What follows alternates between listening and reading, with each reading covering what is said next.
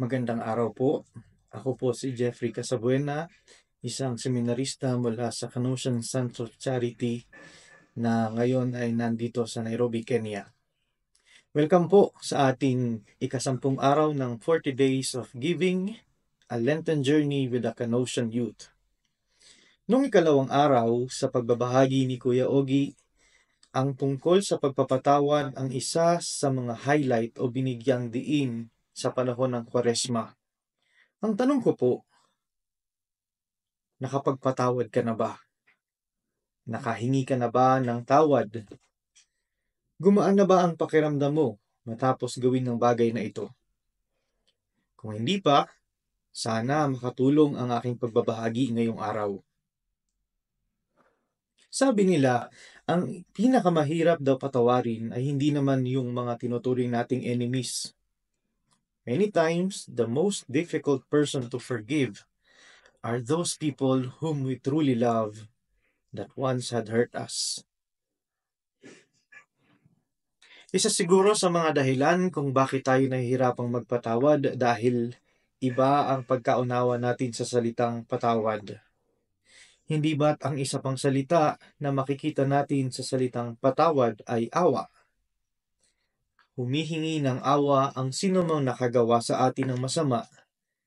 At ang tayo, ay nagbibigay ng awa kapag nakita natin o naramdaman natin na bukal sa loob ang paghingi nito. Sa panahon ngayon, marami sa atin ay hindi pa rin nakalimot sa sugat na minsan lang naranasan. Yung iba, kahit tila naghilom na yung sugat, may isang bagay lang na magpaalaala o may isang siguro sitwasyon o pagkakataon sa ating buhay, maalala lang natin ito, mananariwa at mananariwa pa rin ang sakit. Sometimes, we forgive but we cannot forget. Sa kulturang Pinoy, kapag nasasaktan o nakasakit ka, aabuti ng ilang araw, ilang linggo, minsan buwan o taon bago natin sabihin na napatawad ko na siya. Dahil hindi agad tayo makamove on sa sakit. Bakit? Dahil meron tayong pagpapahalaga sa ating pinagsamahan. Pero alam niyo po dito sa ibang bansa, pansin ko lang, sa kanilang kultura, may mga pagkakaunawaan, may mga hindi pagkakasundo, lalo na sa mga meetings. Pero makalipas ang ilang sandali, wala na. Parang walang nangyari. Sa atin pa, kahit may reconciliation, kahit na nagkaayos na o pinag-ayos na, mayroon pa ring invisible space. O parang may iba na hindi na katulad ng dati. Totoo naman yun. Dahil mananatili ang guilt at pagsisisi. Bakit ko nagawa yun? Hindi na po yun kayang tapalan ng band-aid ang naging sugat ng ating mga nagawang pagkakasala. Minsan pa, we find forgiveness very difficult because we often relate to others along the lines of contractual justice. Yung bang kapag nakagawa ka sa akin ng mali, sige, okay, patatawarin kita. Pero huwag mo nang uulitin yun ha.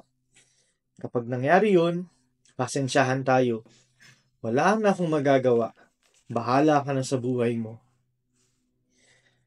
Sabi ng isang obispo, when we cannot forgive, we are destroying our capacity to love.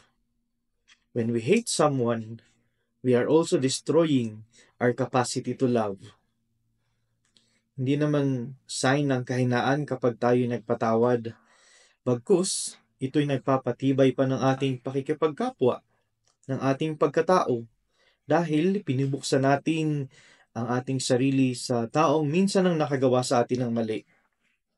Tandaan po natin, kapag hindi tayo nagpatawad, isinasara natin ang ating pintuan, ang pintuan ng buo mong pagkatao para sa Kanya. At ang tao na hindi mo pinagbigyan o pinaramdaman ng awa, buong buhay niya itong daladala.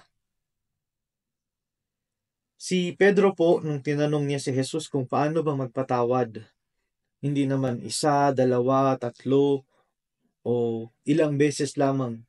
Sumagot si Jesus, 70 times, 7 times. That is to say, there are no limits to forgiveness because love has no boundaries. At ang bawat isa sa atin ay tinatawagang magmahal. Ngayon pong panahon ng Kwaresma, paano ba tayo tumitingin sa ating kapwa? Nakikita ba natin siya sa mga pagkakamaling nagawa niya? O nagbibigay tayo ng tawad, nagbibigay tayo ng awa na minsan na rin nating naranasan dahil sa pagtubos niya sa atin? Manalangin tayo.